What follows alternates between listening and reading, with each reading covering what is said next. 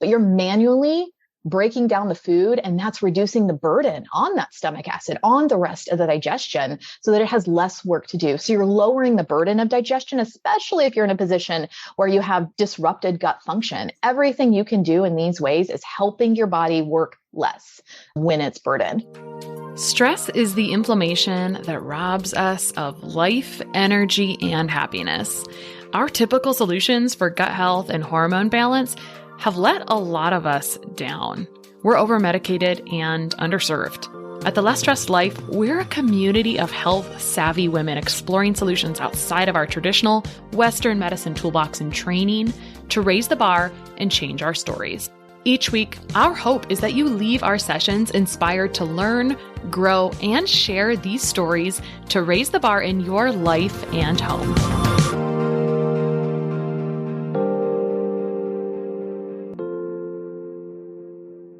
Access to functional or specialized medicine testing and standard blood work is a big piece of personalizing care plans to help our clients succeed. But getting accounts with multiple labs and ordering and tracking results from many different web portals slows efficiency by bogging us down in admin work. This is why I'm completely obsessed with our podcast sponsor, Rupa Health. It's a single portal that allows you to order from over 20 specialty labs in one incredibly simple dashboard. I'm talking less than 30 seconds to set up your free account and about 30 seconds to order the labs you need. All the results are in one place, and I can securely send clients their results with a click of a button. A big advantage for our clients is that standard blood work can be ordered for almost 2/3 less than other direct-to-consumer lab sites. Rupa is a lab concierge, so they send the lab invoices on your behalf. If a client pays for their own labs, they help them get set up with a lab draw, navigate testing questions, and they provide the requisition forms. It's literally a dream. Go sign up for free to help streamline your practice and simplify ordering labs for your clients at rupahealth.com. That's RUPA health.com, and let them know I sent you when you sign up. You can also check out the show notes for this episode for a short video walkthrough of how I use Rupa Health in my own practice.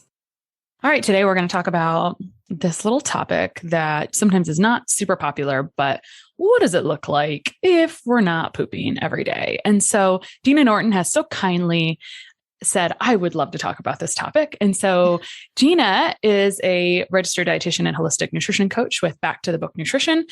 And she works with gut and hormone issues. She has a bachelor's and master's degree in nutrition and is currently finishing up her functional medicine certification. She faced HPA axis dysfunction, otherwise more commonly known as burnout, right? Hormone imbalance and IBS symptoms that traditional medicine couldn't help her fix. So she found answers in the world of holistic and functional medicine. And her own dramatic recovery opened her eyes to a whole new approach of health and gave her a passion to help others find healing as well. She has 15 years of experience in both the traditional medical system and holistic health, and she now combines all she's learned to leverage the best of research back and results-driven approaches to help her clients optimize their health. She's been featured on Dr. Axe, Prevention Magazine, Fitness Magazine, HuffPost, and others. Welcome, Dena. Thank you. Glad to be here. Yeah. So we don't know what the title of this episode will be, but we feel like it's really practical strategies. And like you were saying offline, this is the basics that need to be in place kind of before we get into advanced stuff, right? Yeah, honestly, I think it's for anyone and everyone, truly, because what we're going to talk about today is the foundations for long-term gut health, for optimizing digestive function. So whether you're like early days in your IBS or gut symptoms, or whether you're deep in the ditch and doing all the advanced stuff, the things we're going to talk about today are cheap, easy. You can do them today and they matter. They will get you more out of everything else you're trying to do to fix your gut.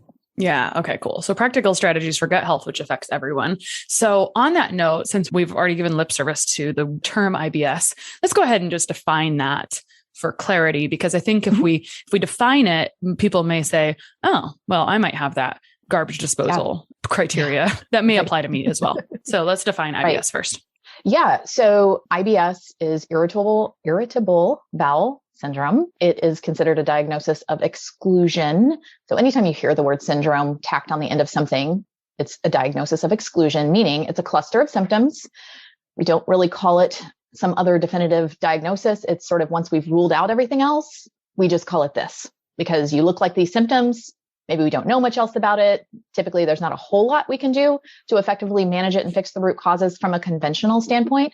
So they kind of like stamp this on you and send you out the door, maybe with an antispasmodic, maybe telling you take some Miralax, but there's not a lot of clarity on what causes it, what it really, really is, or how to fix it from a conventional perspective. All right. So let's just kind of back up and say, people get this diagnosis, or maybe they don't get this diagnosis because I think there is common but not normal symptoms. And so therefore, someone may not realize that only having a bowel movement every 3 days, 1 week, or the really mortifying one every 2 weeks is not normal. I think maybe, I don't know. Probably if you're listening to this podcast, you're going to be the more self-aware person. That's the understanding. So share this with a friend who you may have found out is only pooping once every 2 weeks. But the point is that, like you said, this could impact everyone. So if we think about people who either have the diagnosis or do not, but are experiencing lack of regular motility, what do you think some of the questions that we get the most before we kind of dig into the meat? Like, what are people thinking is the problem, or what are they looking for as like, hey, I've tried this, but do you have any advice on this? Like, what do people ask you as a dietitian, or what kind of messages do you get online from people that are dealing with gut issues first? Well, I think the obvious ones are around how to fix the symptoms, because that's what's popping up above the surface, bothering people. I'm constipated. I have diarrhea. I have a lot of pain. I have all this gas I can't get rid of. So a lot of it's about like, how do you fix the constipation, or how do you slow down the diarrhea, or how do you fix the gas? And so those are the like symptoms you see on the surface. And, you and I are more interested in like, yeah, let's put some Band-Aids on that and make you feel better, but let's look under the hood. Like try to figure out how this happened in the first place. What's going on with stomach acid? What's going on with your stress levels? What's going on with all these other things that were brewing under the surface to push you over into these symptoms of, IBS? And then I think the next kind of the other group of questions are around foods, right? The obvious thoughts, where people go usually is something's wrong with what I'm eating. I'm either not eating enough of something, or I'm eating too much of something that's triggering all these symptoms. And so they start to focus on what they can do with their food to fix the symptoms. I think these are like totally logical responses, right? We're like dealing with symptoms that are bugging us every day. And we know that we eat food every day, and we a lot of times see symptoms following foods. So it makes sense that people go here first. And I actually am like one of those practitioners who's all for it. Like, hey, do the obvious, do a good Google search, try some things, boots on the ground every day. Makes sense. Do the 101 things on your own. But if you're not getting traction, that's when it's time to like look a little deeper and try something more. Yeah, no, I would agree. And I would say that was kind of like the answer I was a bit rooting around for, is that people will kind of come to us because the term is dietitian, but I think sometimes there is more than what meets the eye there. Like there's going to be a little more we offer besides diet changes. Now, on that note, I think maybe it might be useful. I don't think this fits. I think this will get lost when we get into the rest of the content. So I think maybe we should actually address what is the conventional approach to IBS or constipation versus the holistic approach. And then the holistic approach will allow us to dive in. So let's just like preface, what does it conventionally look like? If someone has experienced this, they may have experienced it already, but if you haven't, we'd like to save you some time. Yeah, the conventional approach, this is from my own personal experience and what I hear clients being told by their doctors when they come to me, is typically take some sort of over-the-counter product, usually first, to fix your diarrhea or your constipation. So like, just take some Miralax. This is probably just IBS. Good luck. Sometimes they might prescribe something like an antispasmodic or a prescription level antidiarrheal to help you even, I guess, more in their minds. And then the other thing that has become more mainstream with conventional recommendations in the last several years is like recommending a low FODMAP diet. That seems to be the kind of the golden boy right now of what should you do with your diet based on conventional medicine advice. So that's what I'm seeing doled out to people as first line recommendations when they have IBS. And how do we feel? I know. How do we feel about the low FODMAP diet? I can't argue with the literature. Honestly, there's great research showing that you get results when you bring in a low fat diet with a lot of people. Okay. But the way I mean, the research is behind it short term.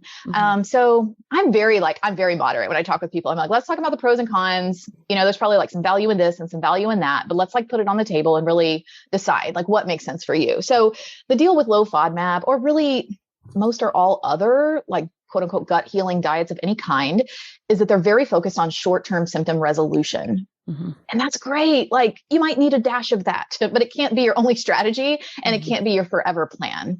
So that's all fine and good if you're going to do it for a couple of weeks just to sort of test the waters and see if you get symptom improvement. But at the same time, you need to be figuring out how to get under the hood and see what caused this and how do I reverse that as well? Because now we're getting publications, research publications that confirm what we've been seeing as practitioners all along is that the longer and longer you persist on these restrictive diets, the more and more dysfunction. You're really just cutting your nose to spite your face. Basically, you're kicking the can down the road and you're getting immediate relief for the sake of long-term, like setting yourself back.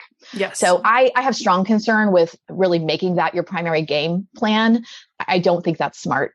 I think it can be used in the right dose for a short period while you're exploring deeper causes. Right. So if you've been doing low FODMAP and you saw benefits at the beginning, and now you realize that it's one, too restrictive, two, it's not a long-term approach. Like we are immediate gratification people. And so, this is getting doled out pretty commonly, but it's not, like you said, a long-term solution. And what it's creating is dysfunction, which creates immune dysfunction and food sensitivities that are more severe. So it just really breeds that stuff. Yeah, it totally does. What it does. Yeah. And on that note, so setting the stage, when we're thinking about holistic strategies, we have maybe some diet changes, and that may not look like restriction. It might look like stool testing. It might look like different supplement protocols to overcome, as essentially we'll call them shortcuts to the outcomes that we want. So we can talk about all of those things, or like all those things in general. But what we were just describing with people getting more and more restrictive really reminds me of this like stress and gut connection. And I think that might be where we should actually start. That's where I see things really getting spiraling out of control, is that you do some food changes, you see relief, and then it really spirals out of control. And we just want to continue to think that food is going to be the answer. The restriction of food is only going to be the answer. So let's talk about what happens next with like stress, nervous system imbalances, and what's going on in the gut, and how big of a part does that really play in the overall gut dysfunction, gut health, IBS, bloating, constipation picture. It's huge. It is a part of it for every single person dealing with gut issues, hands down.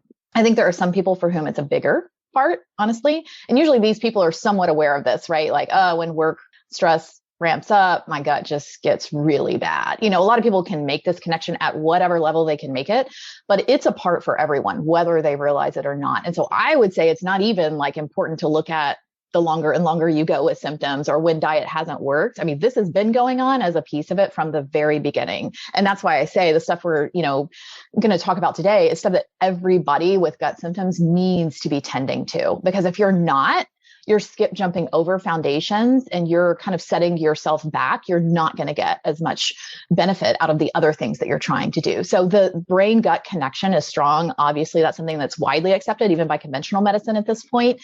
And a lot of what the brain is doing for digestion has to do with its perception incoming of what's stressful, what's needed, what's being felt at the moment. The brain is the, receiver of all these signals from our physical senses, as well as from things that we're perceiving with, in other ways.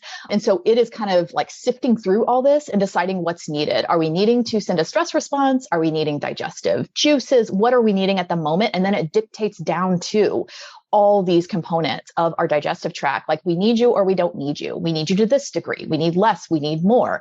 And so if your, brain is busy sifting through things that it perceives as high importance, things like stress of whatever type, things like, I'm just really busy and I have a lot of tasks I need to fire off right now, it is going to downgrade digestive juices. And we have, definitely animal data and some human data confirming this, that stomach acid, digestive enzyme production, bile acid production, all of those drop significantly when we're under chronic stress, for sure. That's very clear in the literature.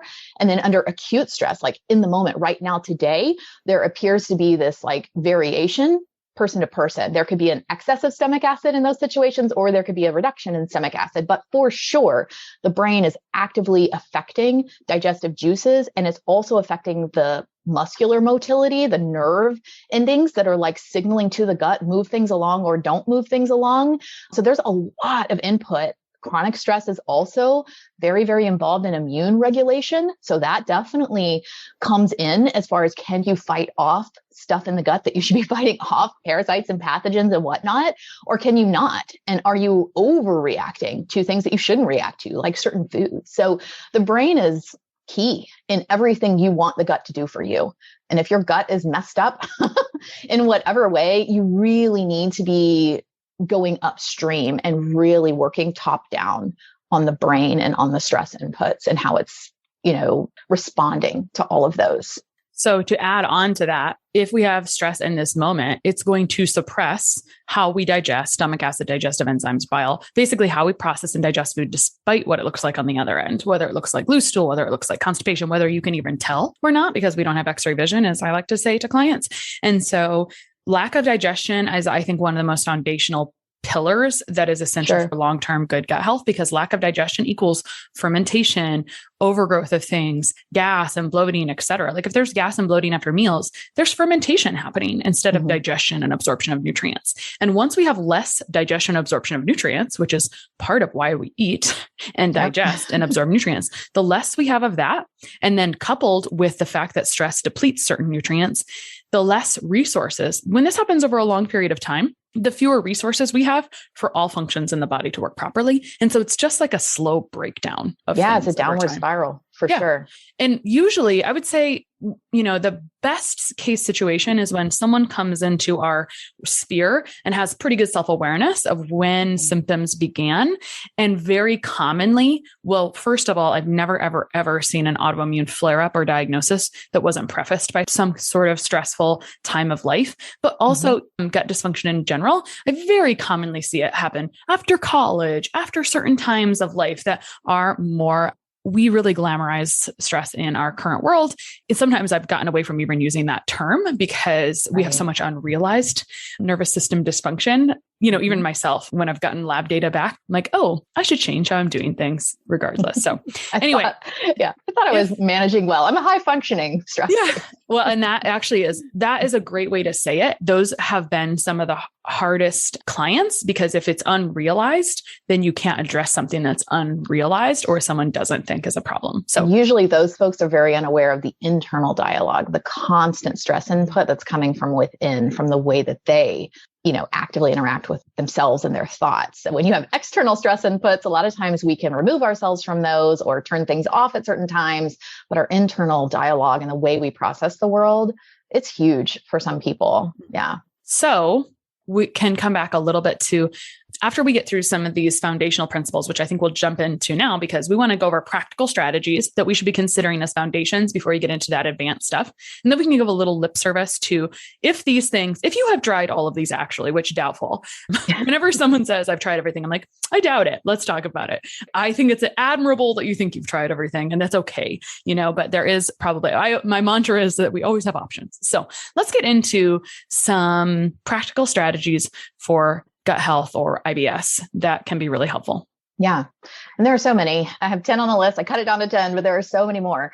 But I think simple things, the first few are really geared around not what you eat, because again, there's a lot of that out there. That could be important too. But we're talking about how. How do you even approach food? How do you eat when it's time to eat? Because all of this is signaling to your brain, are we digesting or are we responding to stress? So I think even before you eat, taking a moment, I try to tell clients, even if it's 30 seconds, like we all have 30 seconds to take a moment and do some deep belly breathing.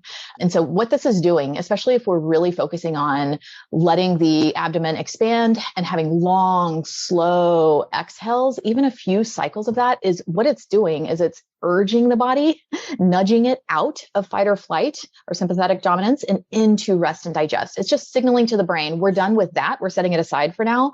We need digestion, all hands on deck. And that will start to signal down to these glands, to the musculature, to everything that we're going to digest now. So you taking a few moments to do deep belly breathing is a great way to set the stage for good digestion. I think number 2 would be to don't just jump right into eating. After you've done your breathing, take a moment to observe the food and to smell the food. And this all sounds like so small, right? Like eye roll, what's that going to do? But really, when you take in the food visually, when you smell the food, that does, quote unquote, get the juices flowing. I mean, that's an old phrase, but it's very physiologically accurate. And if you, think of a time where you like walk into your favorite restaurant or bakery or home when dinner's being cooked, and just that moment where you're like, oh, it just all hits you and it just smells so good and it kind of takes you in. And if you really listen into your body, you'll notice there's excess saliva being produced. Your mouth will actually be watering. And that is part of your body signaling digestive juices. The saliva itself, has these enzymes that break down carbs and fats. It's getting the ball rolling, ready for what's about to come in. So you intentionally, even sitting down to a quick lunch, can take a minute to observe the food, to think through it visually and to smell it and to sort of take it in with other senses before you start to eat. So that would be number 2. And then the third would be when you're actually eating, taking your first bite, thinking, slow down. I mean, most of us are wolfing food without realizing it. We give the obligatory 3 chews and a swallow and on to the next bite. And we really need to be, I tell my kids all the time, I'm forever saying half bites, double chews, half bites, double chews. We really need smaller bites, lots and lots and lots of chewing. Set your fork down, push your plate away, recline a bit, take a moment to chew that until it's pureed. Everything you eat should be pureed or nearly so before you swallow it. And I bet you're not doing that. Because I have a hard time doing it, but chewing slowly and thoroughly. So this manual digestion by the teeth, again, the longer it's in the mouth, the more saliva is being secreted. That's going to start some of the enzyme breakdown, but you're manually breaking down the food, and that's reducing the burden on that stomach acid, on the rest of the digestion, so that it has less work to do. So you're lowering the burden of digestion, especially if you're in a position where you have disrupted gut function. Everything you can do in these ways is helping your body work less when it's burdened. So chewing well, eating slowly. I think number 4 would be limiting the fluid that you drink with meals. This would be kind of a small way to let your body have max potency of its stomach acid. So if we're drinking gobs and gobs of water, we're diluting the pH of our stomach acid a little bit.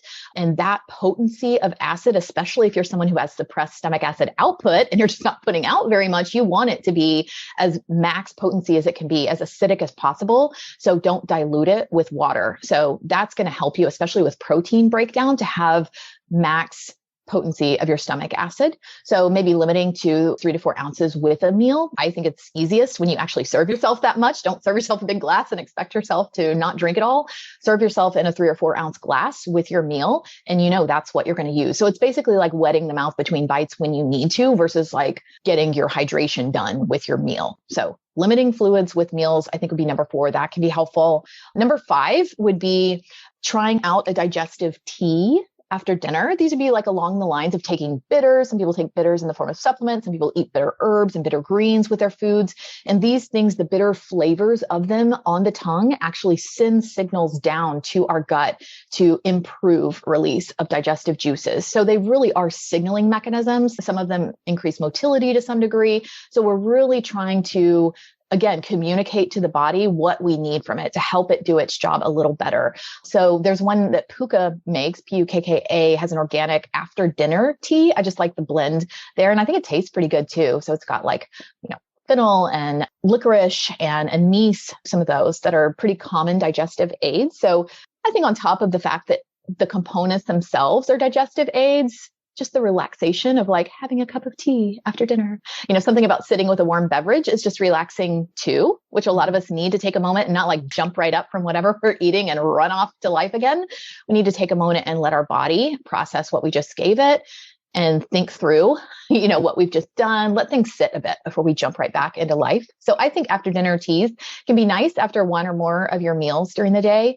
And then especially if you're someone who deals with slower motility, just a hot beverage is a bowel stimulant. When that heat hits the body, it does send a nerve signal down to the lower bowel to kind of encourage it to release, to make room. So warm things on top of the fact that it has those digestive aids can be really helpful in a digestive tea.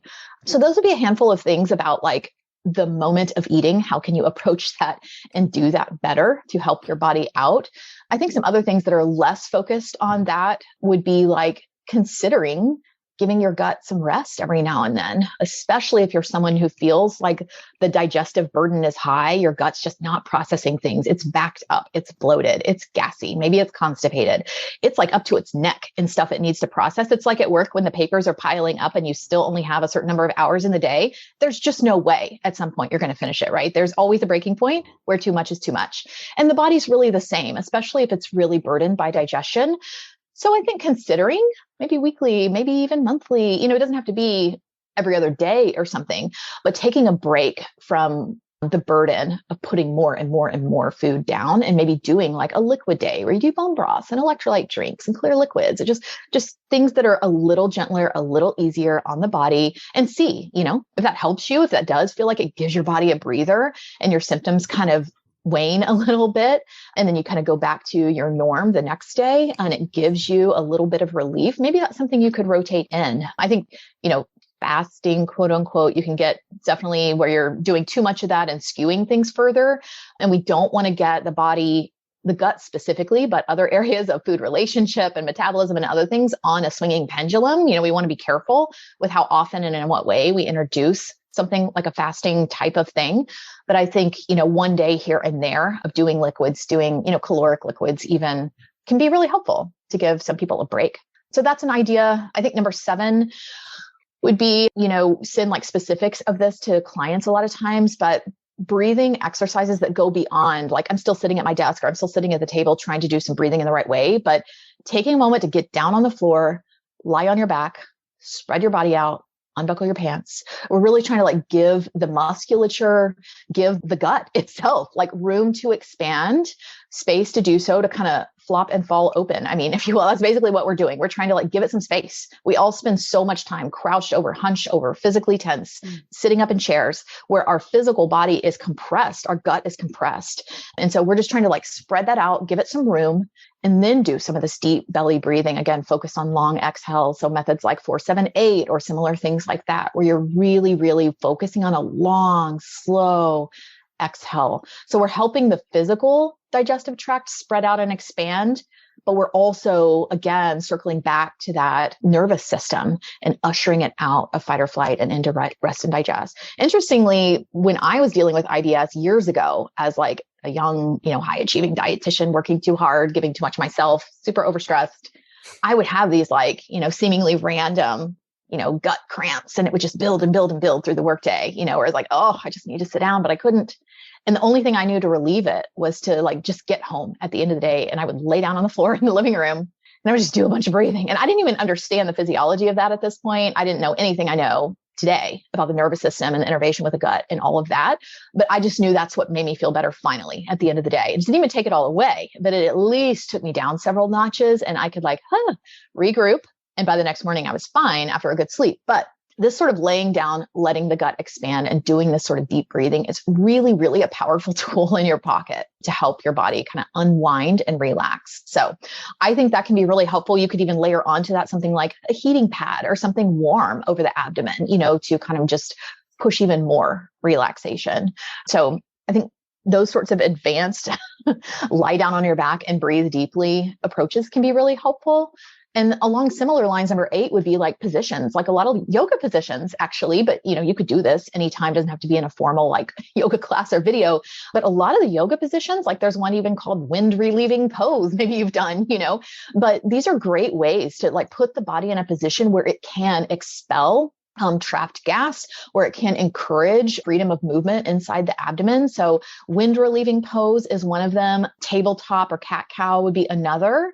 There's a fetal position pose that can work quite well. The Malasana squat, which is like a super, super deep squat where your butt's like almost on the ground, but your knees are hiked up when you're standing on your feet, but you're like squatting down deep. That one can be really good for relieving trapped gas. And then happy baby is another one. So there are several yoga poses that you can just do these for a few minutes even and see if they help you.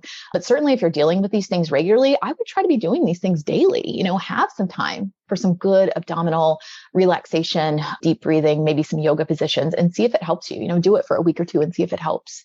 I think number 9 would be abdominal massage, actually massaging. And some people who are tender in that area are like, oh, I don't know if that sounds like it would feel very good, but it can really help to, again, just assist the body because you're going to use pressure to move gas and to move stool that's trapped. And so you would lie down on your back ideally for this as well.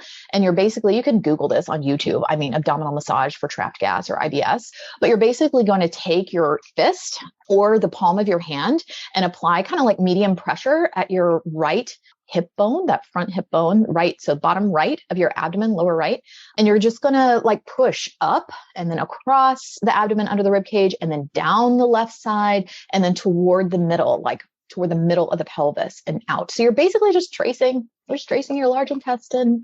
You could use light pressure, and that would actually be more for like stimulating lymphatic flow, which also is sort of girding up behind, like moving the gut. But medium to deep pressure would be more like actually engaging that colon and nudging what's in there along. And we're kind of simulating, honestly, what normal motility would be. There are multiple kind of layers of musculature in the GI tract that are always squishing and squeezing and throbbing to move things through. And so we're kind of just like doing that from the outside by doing these, abdominal massages. So that can be helpful. You could layer these together, right? You could do the lay down, the deep breathing, the warm heating pad, and then you could do some massage and just see, what it feels like if it helps you.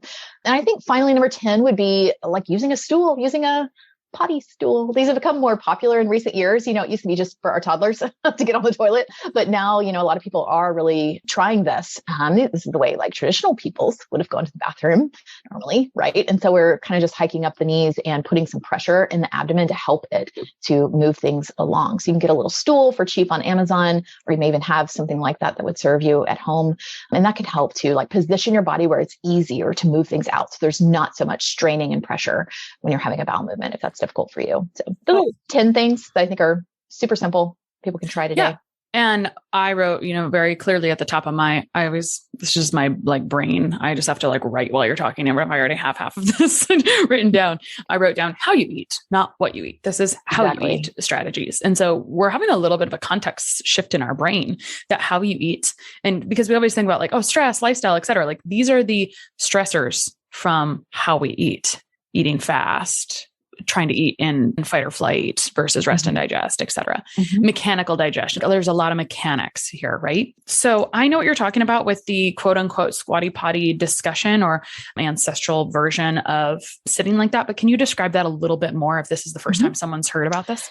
Yep. So these are little stools. Usually they like fit around the base of your toilet. So they might be elevated by 6 inches or 9 inches. And it's just a platform for your feet to rest on. So your feet are not now on the floor when you're seated on the toilet. They're resting on this stool 6 or 9 inches above the floor. And what that does is your knees are going to pop up a little higher in the air, but we're basically just kind of providing a little bit of compression to the abdomen. And so it naturally has a little more force on it to expel things. So the pressure isn't on you to like urge and squeeze and push, because that, too much of that can cause some problems. So this is just positioning your body where there's natural pressure and gravity working for it when you move a bowel movement. I mean, the quick and easy thing to do without buying a stool would be to, you can even experiment with raising like one of your knees and hug it with your left arm, pull your knee up to your left, breast or chest area and kind of pull back on it with your arm to create that pressure on the left side of your gut, even just pulling that one knee up while you're seated on the toilet to see if that helps put a little pressure on that descending colon where stool is packed up there and trying to wait to get out. I mean, that'd be a super simple thing you could do yourself, but buying the stool would be just a good like practice, I think, to get in for people who have to push and work to expel bowel movements. Perfect.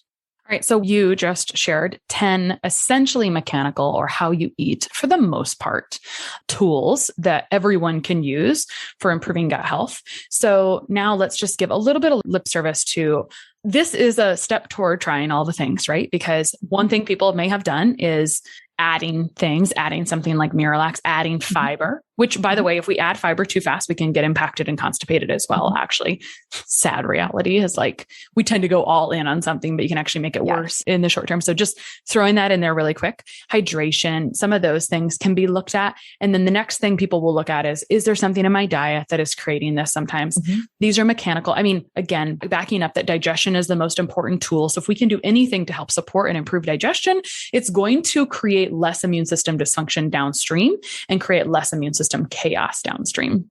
So we've talked now about these mechanical, how you eat, easy to do things. What kind of problems in the gut with these 10 things. Now, these could be supportive for everything, but what comes after that, like in our holistic practices, that may be an advanced strategy beyond this that someone may need. I think we just want to like spell out that, by the way, there are other things that can be going on for sure. These are the DIY options that you should use. But what comes next after this for us as clinicians to help someone fix this from a root cause perspective longer term? Yeah. Well, I think what you build on top of this stuff is, especially if you've had symptoms for longer or they're pretty severe, you want to be trying to get to what caused them in the first place. And so our investigation would usually be like, are you really making enough stomach acid? It might go beyond, the strategies that we've talked about. There may be a reason for that. Maybe you have H. pylori. Maybe you have nutritional deficiencies that don't allow you to make stomach acid. We need to figure that out. We need to test for those things. We need to bring in, supplemental help or, killing agents or whatever to fix that. That would be one example. I mean, another example would be like if you're suffering from these symptoms and you have a really entrenched microbial imbalance lower in the gut, in the small intestine or in the large intestine, like a bacterial overgrowth, like a yeast overgrowth, like undergrowth of good bacteria, a highly under-recognized cause for IBS symptoms in my experience. But if you have these imbalances, the strategies we're talking about today are not enough, very likely. And so we need to test for and sort of understand what specific imbalance you have so that we can then layer on top of these things a more targeted approach, whether it's supplements, medications, food changes, all of that to effectively head on tackle the imbalance and right that ship. So that would be examples, or, if you have a leaky gut that's really driving part of your IBS, part of your food sensitivities, we need to shore that up. We need to lower chronic stress. We need to lower things that we know disrupt the gut lining. We need to bring in supplements that actively rebuild it. We need to do any and all of that to, address that directly. And so usually we're adding on something like testing, like, I do comprehensive stool testing for so many people, and it's really helpful. And that can be kind of your next level of naming the specific imbalances that are going on so that you can add a more targeted approach to address those while you're also tending to these foundations. But I don't know if you've seen this, Krista, but like the longer and longer, the deeper and deeper I go into gut work, and then usually the more and more people you help, the more and more complex people come to you. And so, I mostly see at this point, like really complex long-term gut cases. So they're way beyond, hey, buy a potty stool and, everything will be fixed for you. But the more of that work I do, the more I actually appreciate how important these foundations are, because so many people are desperate and in pain and they want relief from something big. And it's important to go there and have someone who can guide you through those more advanced tests and protocols and all of that. That's really critical. But if you're skip jumping over this stuff because it does not seem that important, or because it takes, a few extra minutes of your time throughout the day, you are not going to get as much out of those other things, because the things we've talked about today are the long-term strategy to help your body do what it was designed to do well. And if you're just ignoring that and looking to some medication or supplement protocol to get you out of the ditch, you're calling in the toe, but then, you're trying to run on 4 flat tires and you're just not going to get very far, basically.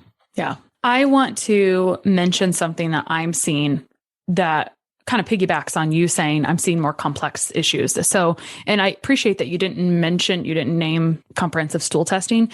One thing I'm kind of hesitant to do at this point, because this is what I'm seeing in practice, is I'm happy to tell people what I use in practice. I have no problem with that. What I think is the issue is that people go and pursue these tests or maybe get different tests, and some of them are not very good. Sometimes they get a good test, but the interpretation and intervention is poor.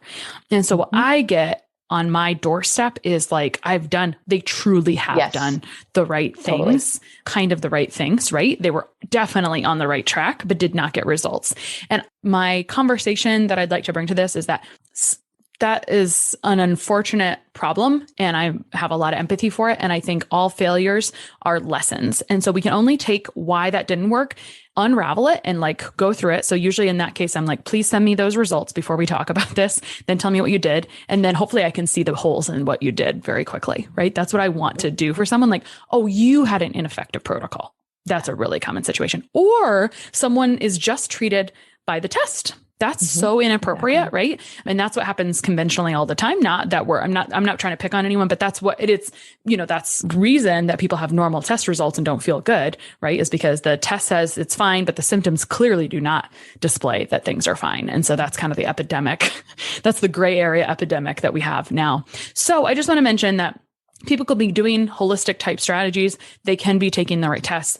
If they're not being successful, and it's not okay. I'm sorry that it hasn't been successful, but unfortunately, as more and more people adopt these things in practice, there's going to be a gap in how everyone practices, and experience matters. And so you want to just make sure that you're being treated by your symptoms and not just your test. And you want to make sure you have effective protocols. And so all we can take from every experience is that if something doesn't work, let's make sure we do something different next time and do a better job next time to get results. And so I just want to mention that, because I'm sure that it applies to some people listening to this. And we did some marketing recently for our food sensitivity program, and I just could not believe the number of people that had this exact experience that kind of landed on my doorstep. And so just wanted to mention it. 1000% agree. And, I think years ago, like when I started this kind of work, it was sort of like I was getting people on my doorstep, as you say, from conventional medicine who had kind of been burned that way. And the longer and longer I go on and the more complexity I see,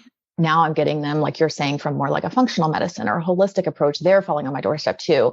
And I think it's just like you're saying, I think the downside of the availability and the number of practitioners who are doing this kind of advanced work is that they're not looking at it from an experienced view of understanding the whole picture and gluing it back into the puzzle of the whole person and their symptom picture. They're just looking at the values on the readouts. And, I call it big box functional medicine, but I think it's starting to fail more and more people where they're like, oh, it's H. pylori. This is our protocol for that. Take these things. Good luck. Oh, you also have this. Then we'll add on these 4 supplements. That should totally do it. Hope that works for you. And you don't heal that way. You kill things that way. And that's a piece of it, but it cannot be about just that, or you're going to end up in this spot again. You just don't know how long it's going to take you to end up there. And I think that kind of approach is why like SIBO treatment and other things are, totally have such a terrible recurrence rate. I don't think it's because they're necessarily using all the wrong agents.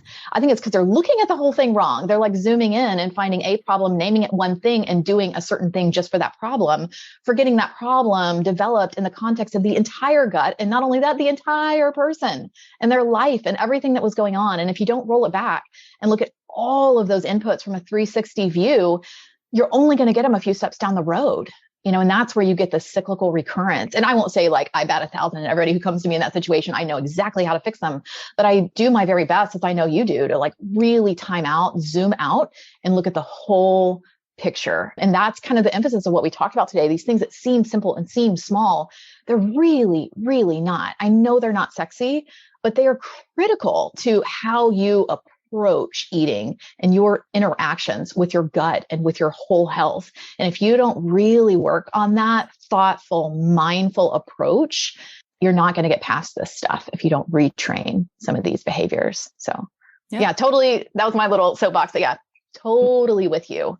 Well, and I, as we back up and move on in practice, I'm aware that maybe there's opportunities to provide mentorship, to try to do what we can in the world to support people, because the longer I've been doing this, the longer I think everyone needs help and support and a holistic strategy. Sometimes you have to have some failures to be ready to be all in on all the things. Sure. Unfortunately, it's kind of human behavior, inspiration versus desperation. We're usually desperate before we change. So. Well, it was so good to talk through all of this with you. So just to recap, because some notes from before. And so recapping, we have these basic, cheap and easy practical strategies that are going to basically be those what you do every day matters more than what you do every once in a while type approach things, that it will compound over time. And these are all wonderful things. And it would be good to have a list and to dedicate some time on assessing these in our own personal lives. And then some of the things beyond this that this episode does not cover is those significant bug problems like imbalance of the bacteria, yeast, parasites, et cetera, which we've talked about already. Those like longer term gut dysfunction stuff where there's enzyme insufficiencies or gut permeability and all of those things and what needs to be done to support and heal that. And then the mechanical issues that you listed, which were hernia, et cetera, or like, essentially resectioned colon and all types of different things. So I mean, there's a lot to gut health, right? That's all we have to say. There's a lot to gut health. So I think it's exciting. There's so much opportunity when we think about it that way. It's not like, oh my gosh, there's so much to do. It's like, there's a lot of opportunity to improve. If you feel like you've addressed one area or a couple facets, there's still a lot of opportunity for things to do, and the right combination of things. So true. Can help you. So Dena, if you could leave people with one statement today or like parting thoughts, what would you want to tell them? And then where can people find you online? Yeah, I think it's just what you said, Krista, which is like, there's so much opportunity here. And so many people are suffering from IBS and really in pain and do feel desperate. But there are a lot of tools in your hand that don't cost much and that you can do if you'll take the time to do them and kind of commit to the discipline of rethinking your approach to your gut health. So there's a lot of hope here, I think. And I'll also share with you, in case you want to include it in the show notes, I have a couple of articles about these things. So one is about root causes of IBS. I think it's more than 15 on our list of like, helping people think through what could be the real cause of some of my symptoms. And then an IBS tips article with a lot of these and more, and a free download called the mealtime checklist that I share with clients sometimes too, just things you want to check through and think about as you're approaching food, some of which we talked about, and a few others. So I'll include those links for you in case you want to share those with people, just more free resources. Where to find me online? I'm at Back to the Book Nutrition on Instagram and Facebook. And then my website is backtothebooknutrition.com. And if people are interested in one-on-one work, I offer a free 10-minute discovery call. You can sign up for that in my social profiles or from any page on my website. And that just lets me kind of hear a little more of your story and give you a really good, honest read on whether I think I can help. Perfect. Thanks so much for coming on today. Yeah. Thanks for having me. Sharing and reviewing this podcast is the best way to help us succeed with our mission to help integrate the best of East and West and empower you to raise the bar on your health story. Just go to reviewthispodcast.com/less stressed life. That's reviewthispodcast.com/less stressed life. And you'll be taken directly to a page where you can insert your review and hit post.